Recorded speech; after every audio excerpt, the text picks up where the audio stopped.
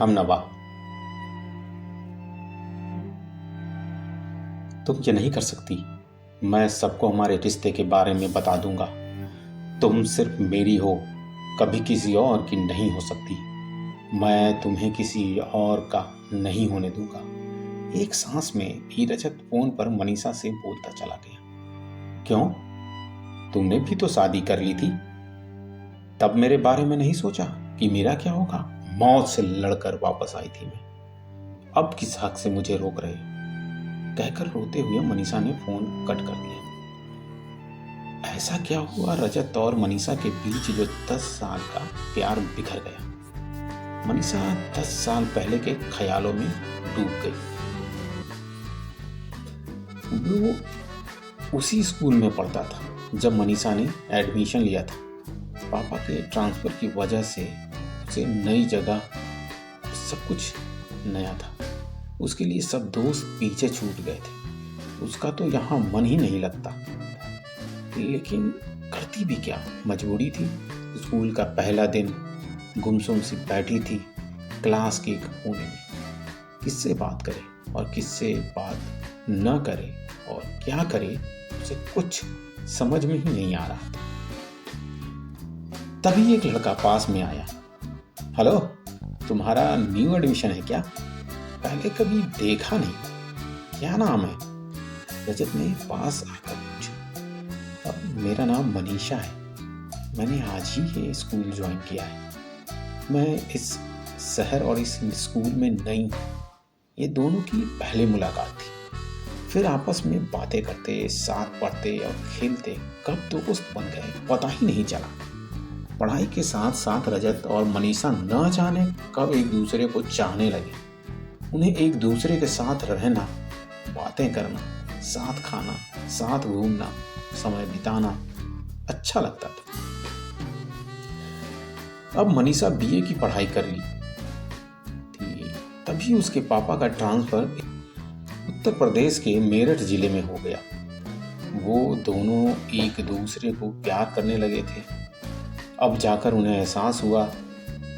तब रजत ने कहा, मैं जल्दी ही अच्छी सी नौकरी खोज कर घर वालों से शादी की बात करता हूँ। मैं भी अब तुम्हारे बिना एक पल नहीं रह सकती।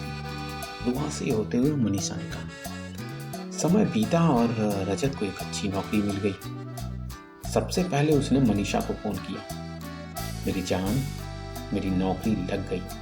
अब मैं जल्दी से तुम्हें अपने पास ले आऊँगा, हमेशा के लिए अपना बनाकर। हमने जितने भी सपने देखे सब पूरे करेंगे। खुश होते हुए रजत ने कहा,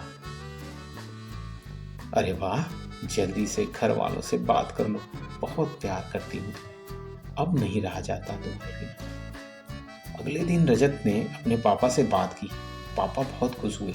उन्होंने मनीषा के पापा से बात करने के लिए कहा। दूसरे दिन रजत के पापा ने मनीषा के पापा को फोन करके मिलकर कुछ बात करने के लिए कहा। अगली सुबह जब रजत के पापा मनीषा के पापा से मिलकर जब वापस आए तो वो बहुत गुस्से में थे। उन्होंने किसी से बात नहीं की और चुपचाप अपने कमरे में जाकर कमरा लॉक कर लिया। रजत के पिताजी, जो कि रिटायर्ड कर्नल थे, आज सुबह सुबह बहुत ही खुशी से मनीषा के घर गए। कैसे आना हुआ आपका हमारे घर कर्नल साहब? बस बच्चों के बारे में कुछ बात करनी थी। रजत और मनीषा की खुशी के लिए बहुत खुशी से कर्नल साहब ने कहा, आपकी बेटी और मेरा बेटा आपस में बहुत प्यार करते हैं और शादी करना चाहते हैं।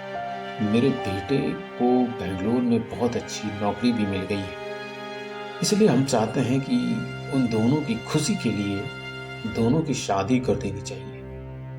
मनीषा के पिता श्री गजराज, जो कि अभी तक सब सुन रहे थे, अचानक से उठ खड़े हो गए और बोले, आपकी हिम्मत कैसे हुई ये सब कहने की?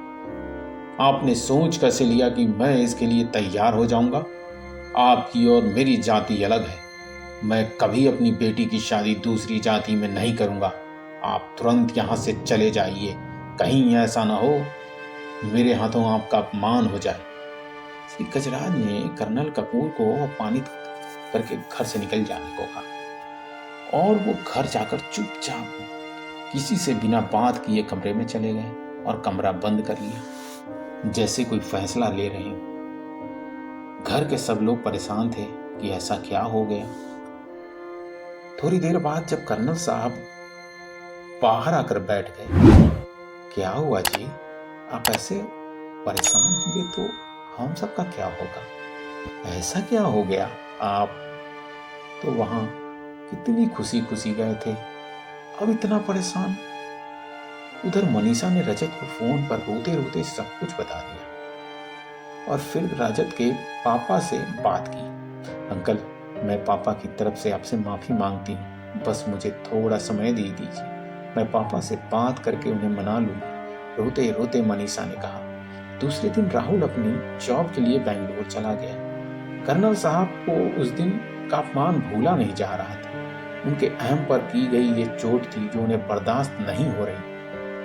आखिर उन्होंने एक कड़ा फैसला कर लिया।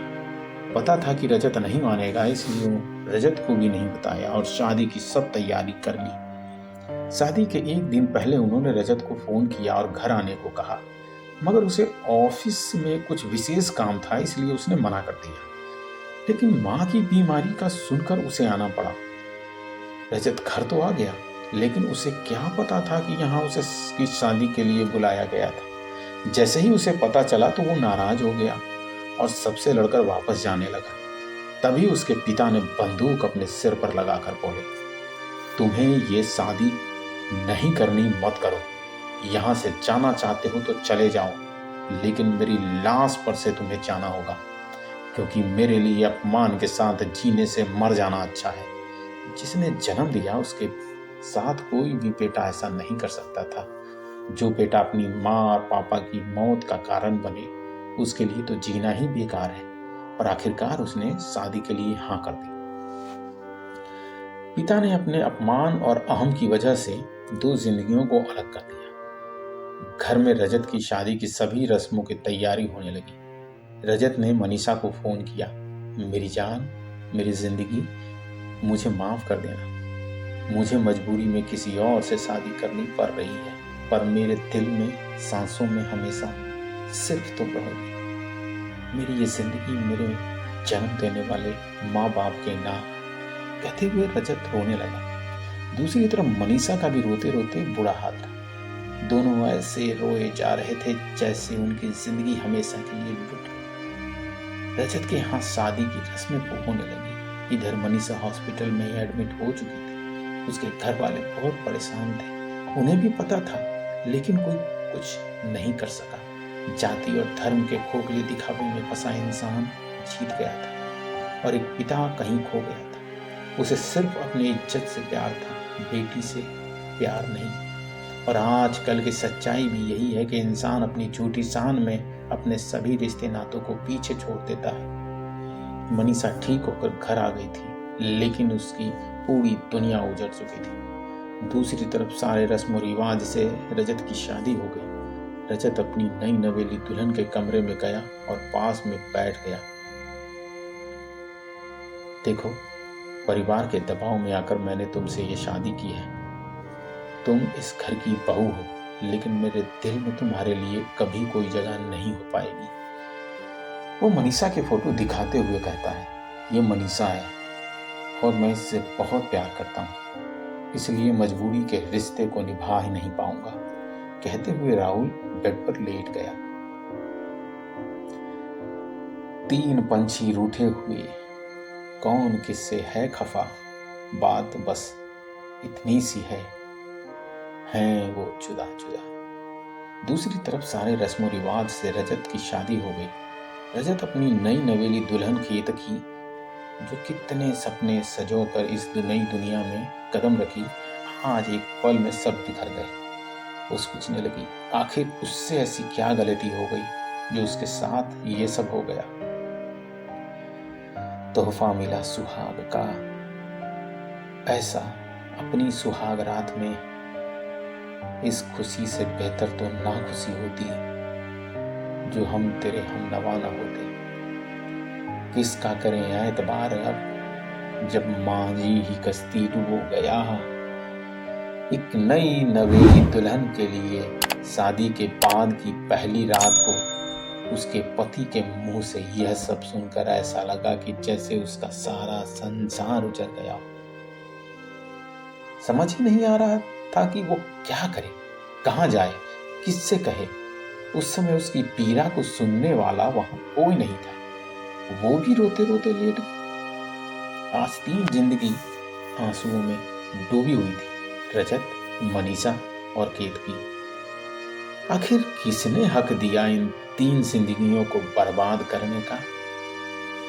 सुबह होते ही रजत बिना किसी से कुछ बोले अपना सामान पैक करके वापस केरल चला गया और कभी न आने का खुद से वादा करके सब कुछ छोड़कर रजत वापस आ तो गया, लेकिन उसे समझ नहीं आ रहा था कि वो क्या करे। जैसे उसका सब कुछ खो चुका है।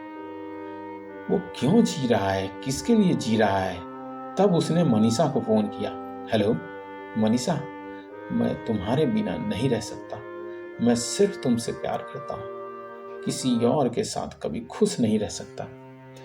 मैं सब कुछ छोड़कर आ गया हूँ वापस, रोते रोते उसने बोला। मनीषा ने थोड़ा खुद को संभाला और कहा, रजत, अब तो सब कुछ खत्म हो गया है। तुम एक नई जिंदगी में भी कदम रख चुके हो। अब तुम्हें उस नई जिंदगी को जियो।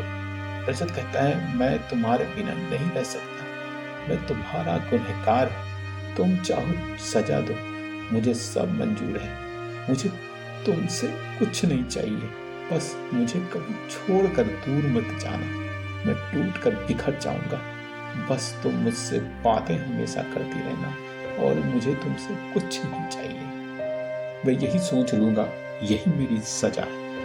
मैं हमेशा तुम्हारे लिए तड़पता रहा। मनीषा कहती है, अगर तुम चाहते हो कि मैं तुम्हारे संपर्क में रहूं और तुमसे बातें करती रहूं तो ठीक है, लेकिन तुम्हें मुझ में और अपनी वाइफ में से एक को चुनना होगा। रजत ने कहा, ठीक है, आज के बाद मैं ना कभी घर जाऊंगा ना किसी से बात करूंगा। रजत ने अपने सारे फोन नंबर बदल दिए और नया नंबर लिया और वो दोनों हमेशा फोन पर ही बातें करने लगे। समय बीतता गया। इधर मनीषा की भी नौकरी लग गई।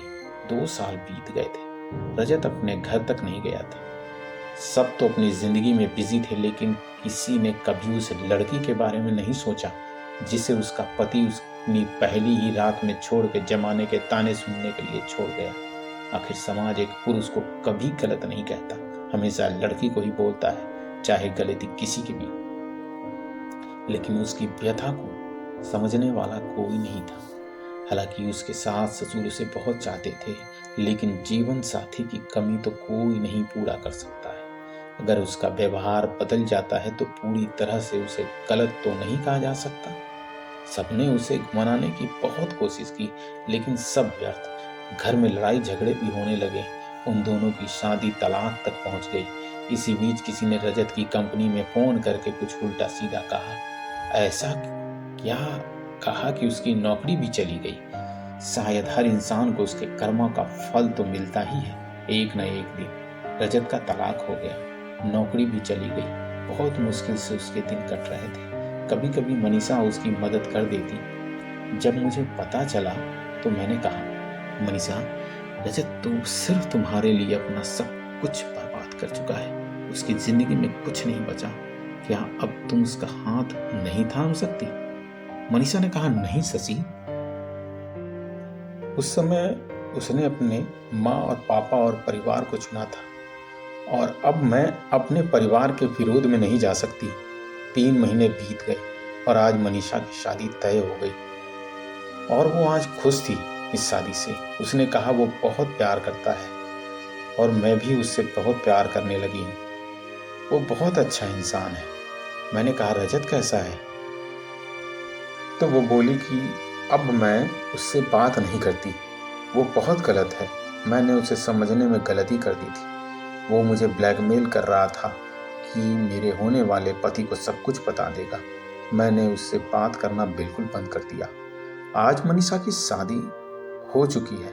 वो अपनी लाइफ में बहुत खुश है, लेकिन मैं जरूर सोच में पड़ गया कि किसकी गलती है। रजत ने तो प्यार को चुना था और उसकी लाइफ तो पूरी तरह बर्बाद हो चुकी है। पता नहीं आगे वो किस तरह जिंदगी काटेगा।